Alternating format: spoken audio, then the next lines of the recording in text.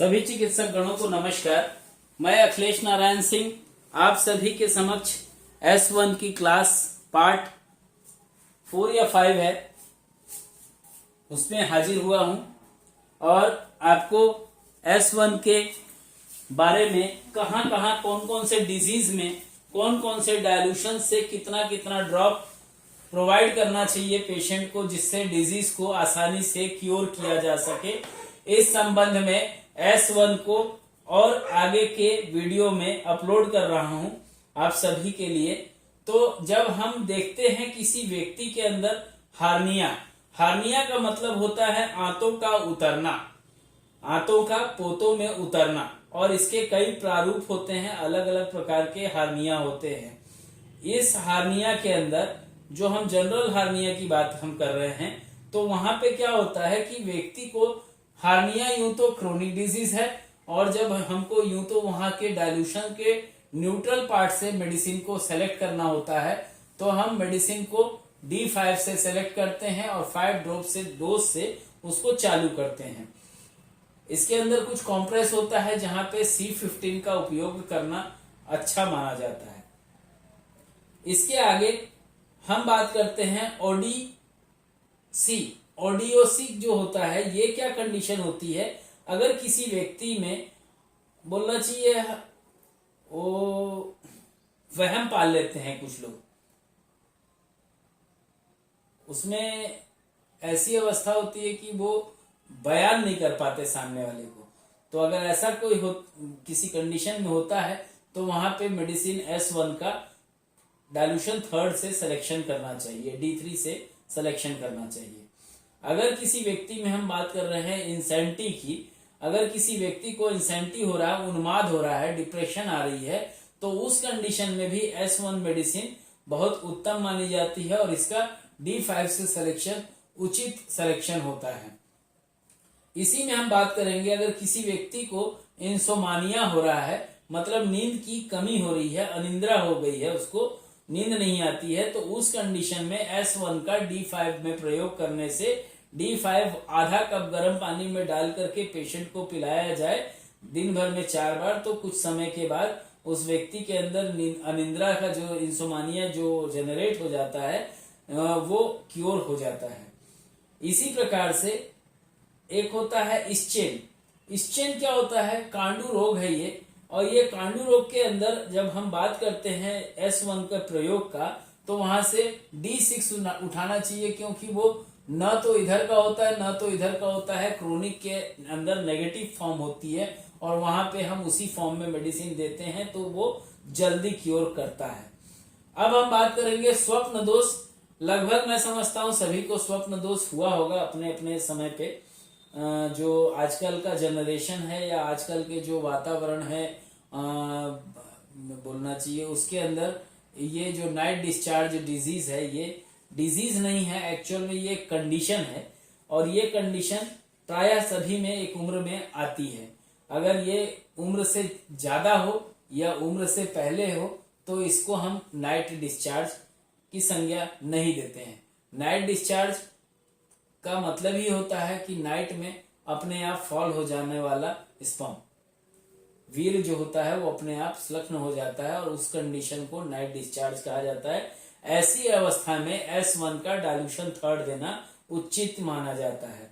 अगर किसी व्यक्ति को कोढ़ हो रहा है, लेप्रोसी हो रही है, तो वहां पे भी S1 का प्रयोग D5 में देने से उत्तम रिजल्ट देता है। अगर कोई व्यक्ति है जो हकलाता है, कोई शब्द है जिसको लेकर के वो हकला के बोलता है, वहां पे भी S1 को प्रयोग करने से D2 फॉर्म में उसके हकलाहट जो होती है वो दूर हो जाती है। अगर किसी व्यक्ति के अंदर चिकन पॉक्स है, चिकन पॉक्स क्या होता है, चेचक, मैंने इसके ऊपर भी वीडियो डाला हुआ था, आप लोग अगर देखे होंगे तो देखिएगा, उसमें मैंने इसके कॉम्बिनेशन को थोड़ा सा सेटअप दिया है। बट अगर किसी को लगता है कि नहीं मुझे चिकन पॉक्स के अंदर ट्रीटमेंट देना है तो मुझे क्या देना चाहिए, तो चिकन पॉक्स के अंदर जो हम मेडिसिन का सिलेक्शन करते हैं वो D6 होता है, क्रोनिक कंडीशन होती है और D6 से उसका डोज देना चाहिए। अगर किसी व्यक्ति को आंख के अंदर ट्रबल है, जैसे कौन सा ट्रबल, बाबा रामदेव वाला आंख फड़फड़ाने वाली आदत, जब आंख फड़फड़ाती है ज्यादा तो उसको S1 का D6 पिलाइए, उसकी आंख फड़फड़ाना दूर हो जाएगा। बाबा रामदेव अपने आंख को अपने दवा से नहीं ठीक कर पाए, बट इलेक्ट्रोहोमोपैथी के S1 से उनके आंख को ठीक किया जा सकता है, या उनके जैसे किसी और अन्य व्यक्ति को। मैं नाम उनका इसलिए लिया, मैं कोई इरादा नहीं रखता कि बाबा रामदेव के ऊपर मैं कोई कमेंट कर रहा हूँ। बाबा रामदेव शान है भैया भारत की, इलेक्ट्रोहोमोपैथी अपनी जगह है, वो आयुर्वेद पे कार्य करते हैं, बट उनके जो आंख जो फड़फड़ाती है, मैं एक्सप्लेन करने के लिए वो बोल बैठा।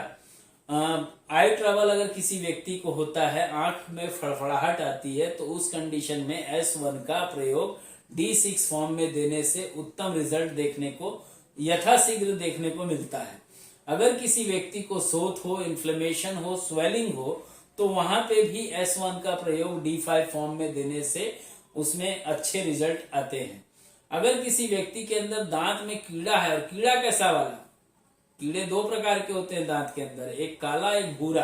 अगर भूरा वाला कीड़ा है और उसके वजह से दांत में दर्द आती है, तो वैसे अवस्था में D2 फॉर्म में S1 को देने से बहुत ही उम्दा रिजल्ट्स प्राप्त होते हैं। विद इन 7 डेज के अंदर पेशेंट खुद बोलता है कि सर अब तो दर्द भी गायब हो गया है, क्या इस दवाई को वापस कर दूं? तो हम तो नहीं लेते हैं। अगर किसी व्यक्ति को लगता है कि यूरिन रिटेंशन है, तो आप हाइड्रोनेफ्रोसिस की जो क्लास डाला हूं उसको भी आप देख सकते हैं। बट अगर किसी व्यक्ति को लगता है कि यूरिन रिटेंशन में, मूत्र अवरोध में मुझे S1 का प्रयोग करना चाहिए, तो कौन से डायल्यूशन से, तो D5 से सेलेक्ट कीजिएगा। अगर किसी व्यक्ति को हिचकी आती है, हिचकफ आती है, तो उसका मतलब ये नहीं कि कोई आपको याद कर रहा है, उसका मतलब ये होता है कि आप कुछ कर रहे थे और करते करते बीच में आपने कुछ और काम ले लिया, और उसी के बीच में वो जो टकराहट हुई, और उस टकराहट के वजह से आपको हिचकी आना चालू हो गया। इसके लिए S1 का प्रयोग आप कर सकते हैं, और हिचकी के अंदर S1 का जब प्रयोग करेंगे तो D5 फॉर्म में कीजिएगा। यूं तो शक्कर भी चटा देने से या कुछ बात में उलझा करके पीछे से ठोक देने से भी हिचकी ठीक हो जाती है, बट हम इलेक्ट्रोहोमोपैथी के अंदर S1 का 5th डायल्यूशन में अगर दिया जाए तो वो पेशेंट जल्दी क्योर करता है। ठीक है। अगर किसी व्यक्ति को हम बात कर रहे हैं, बैड टेस्ट ऑफ माउथ हो गया हो, मतलब मुंह से जो बदबू आती है, या मुंह में कुछ भी खा रहा है तो उसमें उसको टेस्ट नहीं लग रहा है, तो ऐसी अवस्था में जहां पे टेस्ट नहीं लग रहा है, वहां पे S1 का D5 फॉर्म में देने से पेशेंट को विद इन 5 to 10 डोज लेने के बाद ही उसके माउथ में उसका टेस्ट वापस आ जाता है। अगर आप चाहते हैं कि इस जगह पे मैं कुछ नहीं लगाऊं, कुछ नहीं पिलाऊं, तो आप चाहें तो इसमें एक स्पेशल कॉम्प्रेस मैंने बनाया है, उसको आप भी लगा सकते हैं लीवर के ऊपर। इससे भी 1 से 2 बार में जो माउथ का जो बैड टेस्ट ऑफ माउथ हो जाता है वो न्यूट्रल हो जाता है। अगर किसी व्यक्ति को छाले आ रहे हैं माउथ के अंदर बराबर बराबर, स्टोमेटाइटिस हो रहा है, माउथ अल्सर हो रहा है, तो वहां पे S1 को 6th डायल्यूशन में देने से बहुत ही उम्दा रिजल्ट प्राप्त होते हैं। अगर किसी व्यक्ति को पॉलिपस या यूं कहूं कि सैकोफेशन होता है, तो उस कंडीशन में D5 को देने से उत्तम रिजल्ट देखने को मिलता है। कभी कभी क्या होता है, एक पेशेंट है और पेशेंट के कान में मैल आ गया, वैक्स आ गया। कई बार क्या होता है, घर पुराने जमाने में कान में तेल डाल देते थे तो उससे भी वैक्स जनरेट हो जाता था, तो वहां का जो वैक्स अगर कम होगा तो रेजोनेंस में प्रॉब्लम होगी और सीटी बजे हुए टाइप का कान में सुनाई देगा। अगर ऐसी अवस्था आ रही है तो इस अवस्था को ट्यूबरकुलोसिस के रेंज में देखा जाता है, और इसलिए इस मेडिसिन को S1 को यहाँ पे D7 फॉर्म में देने से उम्दा रिजल्ट आता है। अगर आपके पास लगता है कि नहीं आपके पास पोटेंसी वाली मेडिसिन है, तो यहाँ पे 500 डायल्यूशन की मेडिसिन, 500 पोटेंसी वाली मेडिसिन देंगे तो यहाँ पे उम्दा रिजल्ट आपको प्रदान करेगी। अगर किसी व्यक्ति को टॉन्सिल है, क्यों, इन्फ्लेमेशन के कारण, तो उस अवस्था में जब लिखते हैं हम टॉन्सिलाइटिस, टॉन्सिल इट्स इन्फ्लेमेशन का मतलब होता है टॉन्सिलाइटिस। अगर ऐसी अवस्था आ गई है तो S1 का 5th डायल्यूशन में प्रयोग करने से उत्तम रिजल्ट देखने को मिलता है। अगर हम बात कर रहे हैं क्रोनिक वुंड की, तो क्रोनिक वुंड क्या होता है, घाव है, घाव के अंदर कुछ सेल्स बन गए हैं। बोलते बोलते जवान थक जाती है भाई।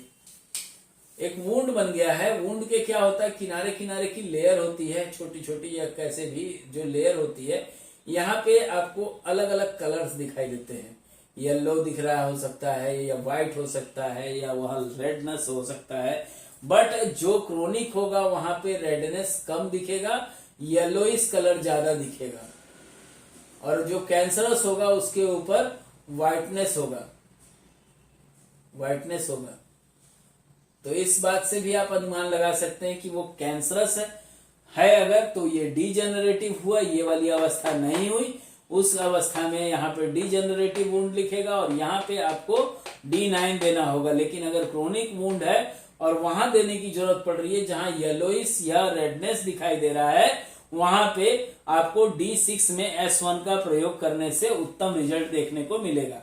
अगर किसी व्यक्ति को डर्मिस प्रॉब्लम है, स्किन का प्रॉब्लम हो या त्वचा की कोई प्रॉब्लम हो, और वहां पे मेडिसिन S1 को देने की जरूरत पड़ रही है, तो D8 में देने से उत्तम रिजल्ट देखने को मिलता है।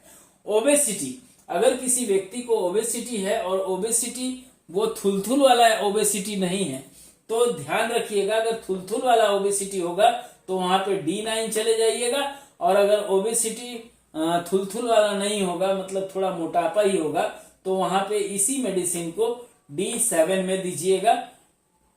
लेकिन डोज जो होगा वो इसका होगा, इसका 9th डायल्यूशन वाला डोज होगा, 2 ड्रॉप।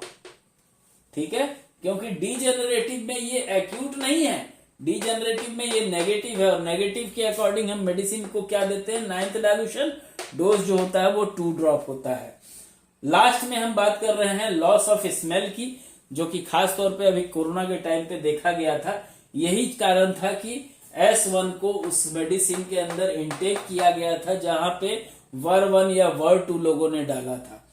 तो यहाँ पे लॉस ऑफ स्मेल में अगर मेडिसिन हम दे रहे हैं और आपके पास डायल्यूशन 3rd है, तो एक बार तोड़ लीजिएगा, D4 बन जाएगा, और उसमें से आप पेशेंट को पीने के लिए दीजिएगा। D4 का जो डोज होगा D4 है, D4 का डोज 10 ड्रॉप है, 10 ड्रॉप जाएगा। ये चार्ट बहुत आसान होता है, अगर आपके पास क्लिनिक में पड़ा हुआ है तो आप समझ लीजिए कि आप राजा हैं, आपसे बड़ा कोई राजा नहीं हो सकता। 38 मेडिसिन हो और ये कुछ चार्ट्स हैं, ये अगर आपके पास हैं तो इसको प्रोसेस कैसे यूज करना है, उसका प्रोसेस बहुत आसान है। बट आज ये S1 कंप्लीट हो गया है, S2 को आज ही के दिन मैं फिर अपलोड करूंगा।